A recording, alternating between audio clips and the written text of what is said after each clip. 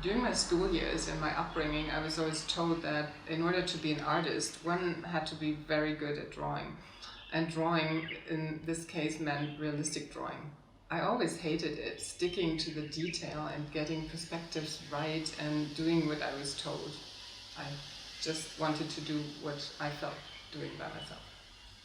I was born in a small town in Germany near the Dutch border that had around 10,000, 15,000 inhabitants at that time. My father, who was born in 1933, grew up during the Second World War.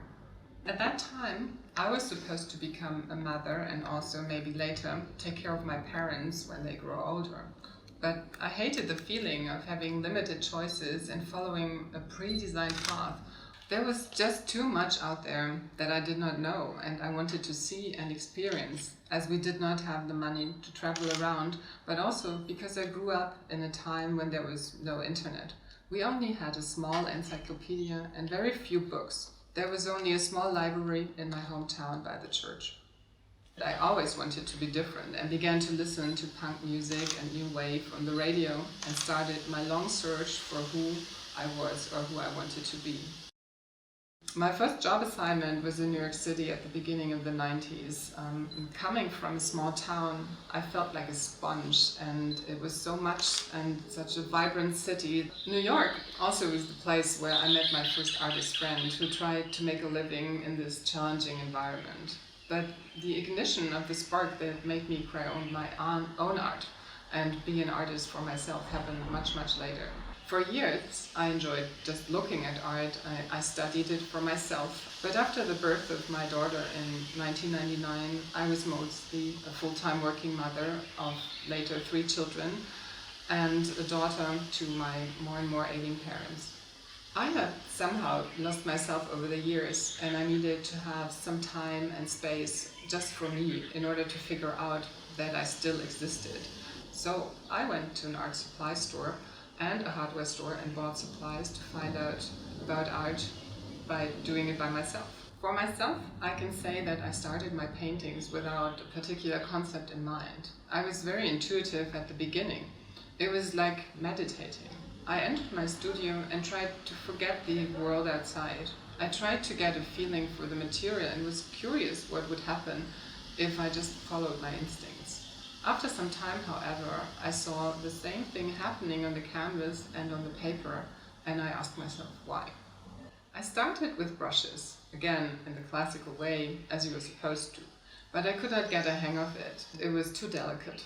I like to use my hands for painting, but more directly with fingers or sponsors, but not through a long kind of extension.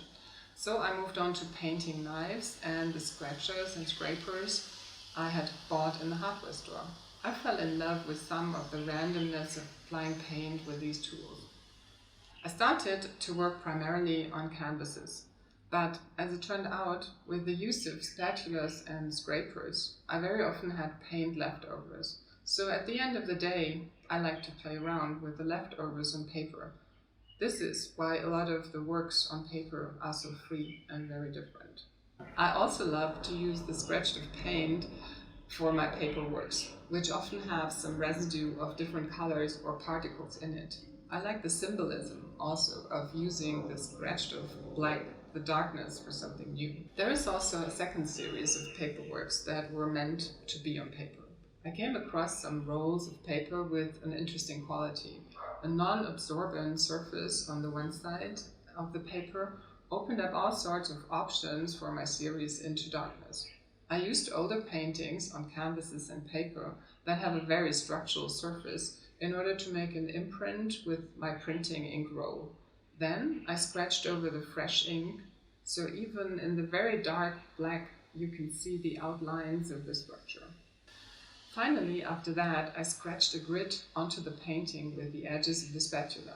To me, the paintings, the most black ink, is not only dark, but also beautiful, deep and pure. The imprinted structure shows lines, guidance, and character, and the grid symbolizes the value system that is always there and cannot be corrupted. I actually love a certain degree of chaos and unpredictability. Finding and defining my priorities, knowing about my own values, and understand how humanness is important and helps me to find optimism and hope and overcome my frustration with mechanisms of power, the self-centeredness, the superficiality, the gender roles, and the times we live in right now. If you close the blinds, the room turns totally dark. But if you try to see through the blinds, through the stripes, there are bright colors. There's something beautiful behind it. It is a matter of perspective and acceptance to find your way out of the chaos.